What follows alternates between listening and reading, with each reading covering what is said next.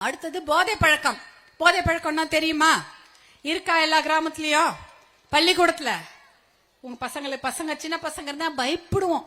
ஐயோ போயிட்டு வந்து பத்திரமா வீட்டுக்கு வரணுமே, அவங்க எந்த கெட்ட பழக்கமோ கத்துக்காம வரணும்னு நினைப்போமா? நினைக்க மாட்டோமா?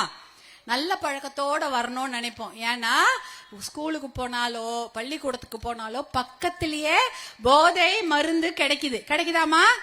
எல்லா கடையிலயும் கிடைக்குதுன்னு சொல்றாங்க. போனா பொட்டி கடையில கூட கிடைக்குதான். 10 ரூபாய் 20 ரூபாய் கொடுத்தா கொடுக்குறாங்க. அப்படிப்பட்ட அந்த போதை பழக்கமும் ரொம்ப கொடுமையான பழக்கம். அந்த பழக்கம் வந்துச்சா குழந்தைங்களை காப்பாத்துறது மிக கஷ்டம். அதனாலதான் அம்மாங்க எத்தனை பேர் எல்லாருக்குமே குழந்தைங்க இருக்கும். எல்லா அம்மாங்களும் இருக்கீங்க. நான் நிறைய இளம் தாய்மார்களை பாக்குறேன். குழந்தைங்களை பத்திரமா பாத்துக்கோங்க.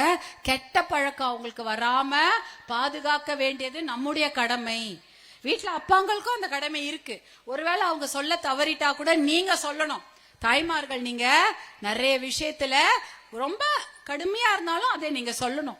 நான் நிறைய ஊருக்கு போய் கேட்பேன், ஏமா பொன் குழந்தைங்களுக்கெல்லாம் எவ்வளவு கடுமையான சட்ட திட்டத்தை போடுறீங்க? 5 மணிக்கு வந்துடணும், 6 மணிக்கு வந்துடணும்னு. ஆம்பளை பசங்களுக்கு அந்த சட்ட திட்டம் எல்லாம் கிடையாதான்? ஆம்பளை பசங்களுக்கு ஏதாவது சொல்லுவீங்களா? நீங்க சொன்னாலும் உடனே தாத்தா பாட்டி சும்மா இருக்க மாட்டாங்க. அவன் போட்ட ஆம்பளை சிங்கம், அவன் எப்ப வேணா போய் அவன் எப்ப வேணா வருவான், அப்படிதானே சொல்லுவாங்க. பொம்பளை பசங்களா இருந்தா அது முதல்ல காலை உடச்சு வீட்டுல உட்கார வை. இதெல்லாம் எத்தனை கேட்டிருப்போம். அதையும் மீறிதான் நம்ம இன்னைக்கு எல்லாரும் பேசிட்டு இருக்கிறோம் இல்லையா?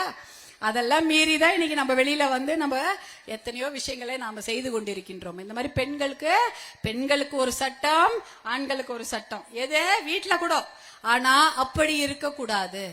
இப்ப ஆண் குழந்தைங்களையும் நம்ம திட்டமா வளர்க்கணுமா இல்லையா? ஏன் தெரியுமா? கெட்ட பழக்கம் வந்து விடக்கூடாது. ஏன்னா கெட்ட பழக்கம் வந்துச்சா ரொம்ப கஷ்டம்.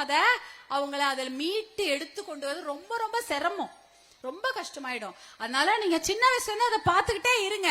பசங்க என்ன சொல்றாங்க, பெண் குழந்தைகள் என்ன சொன்னாலும் காதால கேளுங்க. நான் ஸ்கூலுக்கு போக மாட்டேன், பள்ளிக்கூடத்துல எனக்கு பிரச்சனை அப்படின்னா கேளுங்க. ஏன்னா அது மாதிரி நிறைய பிரச்சனைகள் பெண் குழந்தைங்களுக்கு ஏற்படுது. இப்ப கூட பாருங்க, சும்மா இல்ல, ஒரு ஸ்கூலுக்கு போற பசங்களை 4 பசங்க கூட்டிட்டு போய் கெடுத்து போட்டுட்டு சாவடிச்சிடறாங்க. தமிழ்நாட்டுல இப்ப பெண்கள் பாதுகாப்பு என்பது மிகப்பெரிய கேள்விக்குறி. பாதுகாப்பு இருக்கா? எத்தனை டாஸ்மாக் கடையை தாண்டி பசங்களை ஸ்கூலுக்கு போகுது?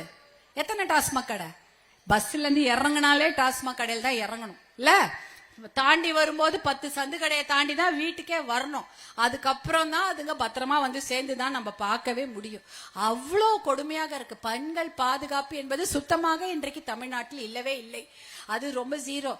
2 வயது ஒரு பெண் குழந்தைய ஒருத்தங்க வந்து ஊர்ல வந்து குழந்தைய சித்திரவதை பண்ணி கொன்னுட்டாங்க.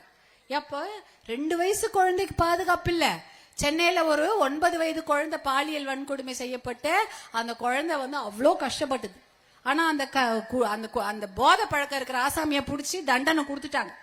அதை விட பள்ளிக்கூடத்துல குழந்தைங்க, கல்லூரி மாணவிகள் பாலியல் வன்கொடுமைன்ற வார்த்தையை கேட்டு அதுவும் தினம் பத்திரிகை திறந்தா இதான், டிவியை திறந்தா அதான், பாலியல் வன்கொடுமை. என்ன எங்க போயிட்டு இருக்கோம் நம்ம?